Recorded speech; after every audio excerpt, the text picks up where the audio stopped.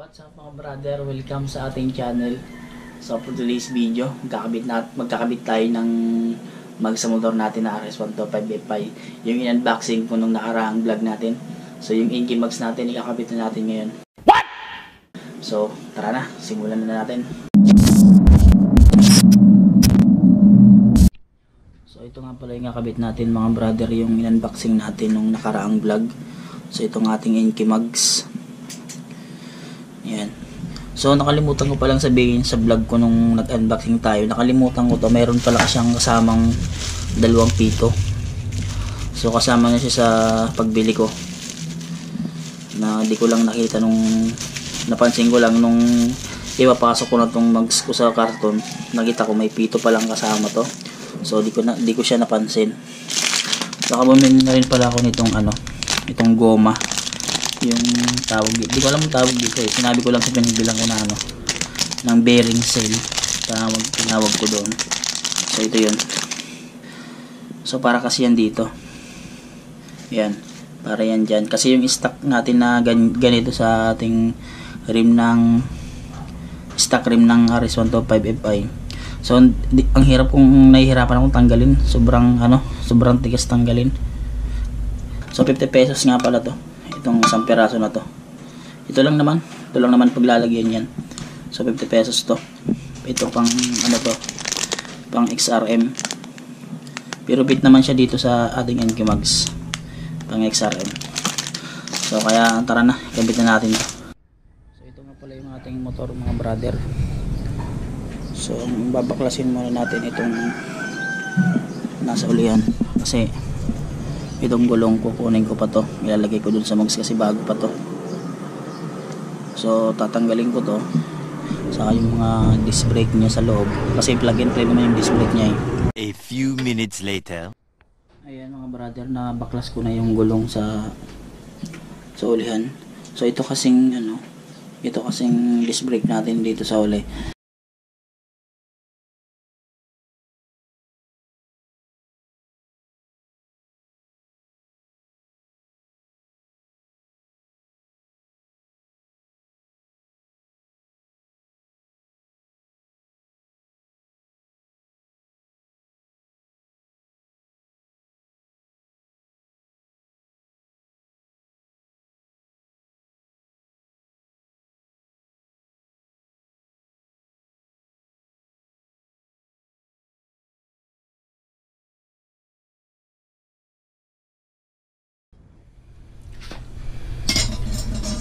Ayan mga brother, na-transfer ko na yung disc brake dito sa kabila. So ayan na siya. So kailangan talaga natin tong ilagay sa mga mayroon nito. Pag nagkakabit or nagtatransfer kayo ng conversion, kailangan nakasalpak talaga tong ihi niya, para hindi siya tumatabing eh. So kailangan dito sa pag-ikpit dito, dapat pag ganyan pa cross, tapos pag ganun pang pa-cross, kasi pag ikutin mo ang hirap higpitan.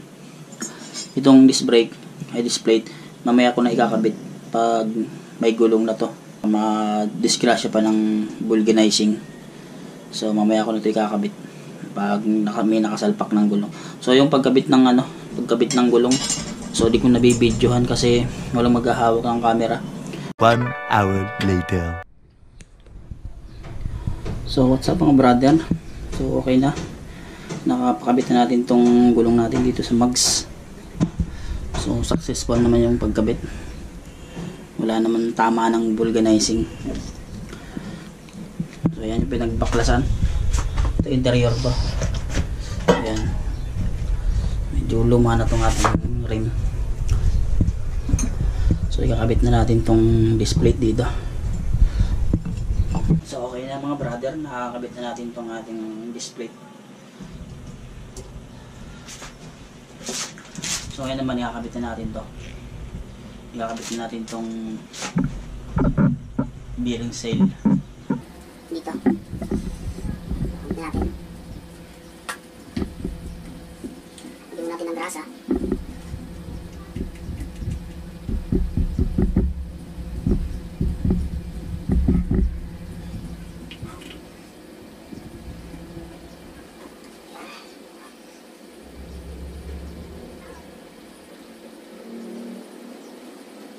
So,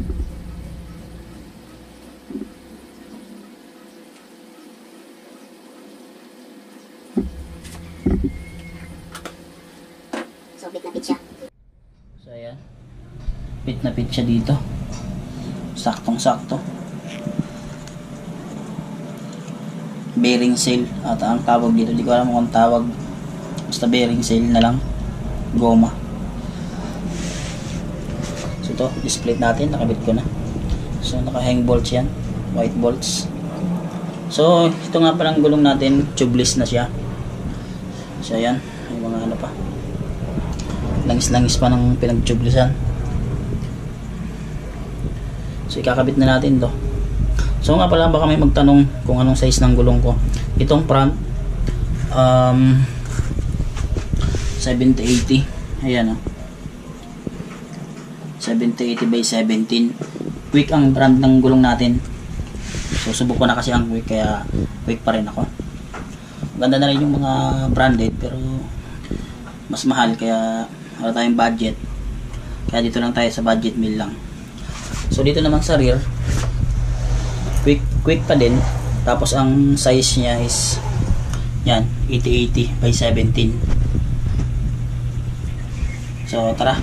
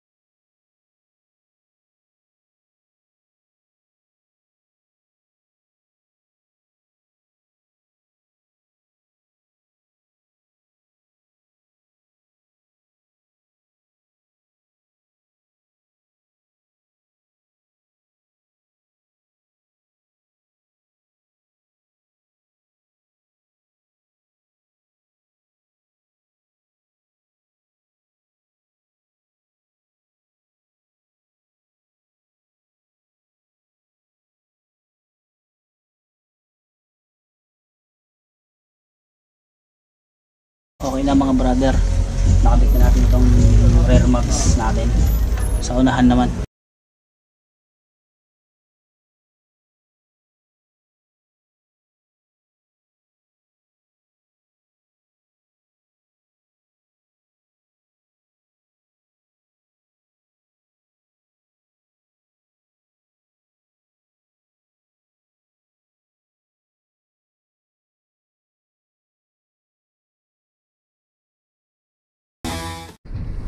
may problema tayo mga brother, kasi ito halog siya.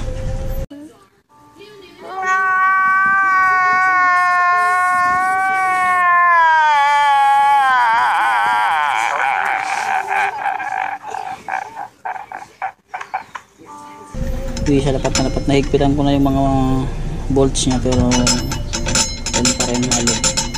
So gagawa natin ang paraan yan. Ayan mga brother, lumapat na yung ating display. So nilagyan ko lang siya ng interior, pero papalitan ko din yan. Seriously, what the fuck are you doing? So kinabit ko muna kasi gagamitin ko yung motor ko. So kakabit na natin to.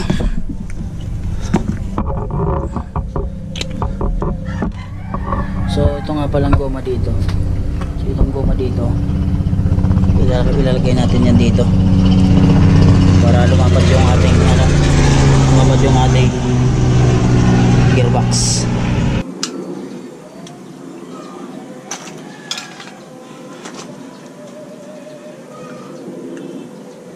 So medyo maluwag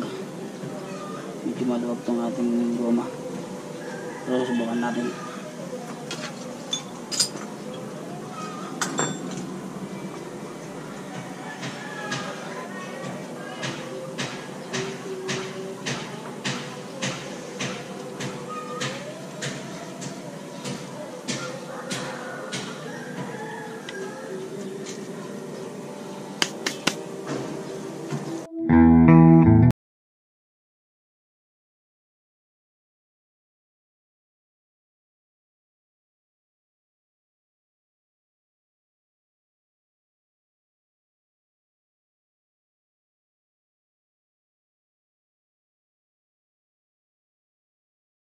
So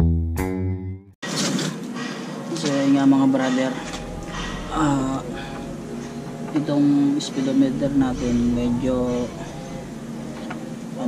pitch siya dito. Pag pinapaikot hindi siya umiikot kasi sobrang higpit, kasi mababa lang kung lagay ng speedometer dito sa max dito. Hindi katulad ng stock na mataas, kaya sakto lang siya. So kaya ngayon maglalagay tayo ng dalawang washer dito sa loob ng speedometer. Dalawang washer lang to mga brother. Lalagyan natin siya dito sa loob ng speedometer. Ayan. Para itong labi ng gearbox umangat dito sa mags dito. Kasi pag walang washer, lapat na lapat siya dito, hindi umiikot yung gulong natin. Kaya kailangan natin ng dalawang washer. So ilalagay natin to. A few minutes later. Okay na mga brother, nakabit na natin yung ating front mags.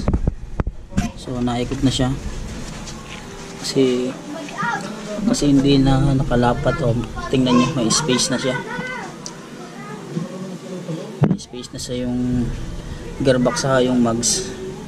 Nagkaroon siya ng space, hindi katulad kaninang lapat na lapat to. Itong gearbox lapat na lapat dito sa mags. So kahit anong ikot, di ko mapaikot kasi lapat na lapat. So ayan, naglagay tayo ng washer sa loob. Nagtry akong maglagay dito pero ganun pa rin, hindi pa rin effective. Kailangan talaga nasa loob ng gearbox yung washer, kasi dito useless lang din. Ganun pa rin mangyayari pag dito ako maglagay ng gearbox. So ang nalagay ko sa loob na ng gearbox, dalawa yung lalagay ko sana, kaso sobrang taas na, kaya isa lang nalagay ko. Makapal naman to, ayan, makapal naman siyang washer, kaya isa lang nang nagkasya. Pero okay na tong isa, okay na yung isang nakalagay dyan kasi makapal naman. So kaya ngayon ma-play na siya, naikot na. So yun lang mga brother. So ipapakita ko sa inyo yung montage.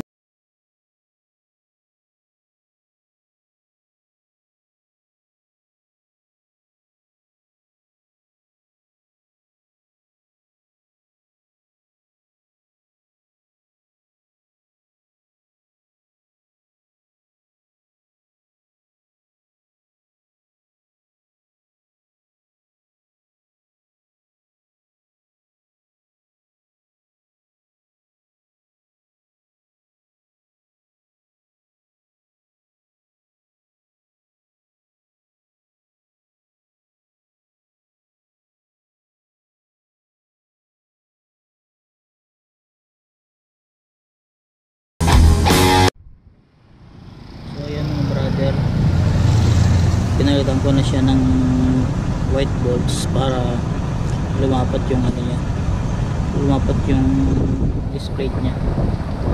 Yung stock kasi na bolts medyo hindi siya lapat, kaya umaalog yung display. Kaya ngayon nagpalit na ako ng white bolts. So 35 pesos lang naman tong isa, ang isang white bolts. Kaya lapat na siya ngayon. Bali apat lang naman na kailangan mo, kasi yung stock hindi talaga siya pasok. Hinigpitan ko na maalog pa rin, kaya naisipan ko na lang na tanggalin, tapos pinalitan ko nito. So yun lang mga brother.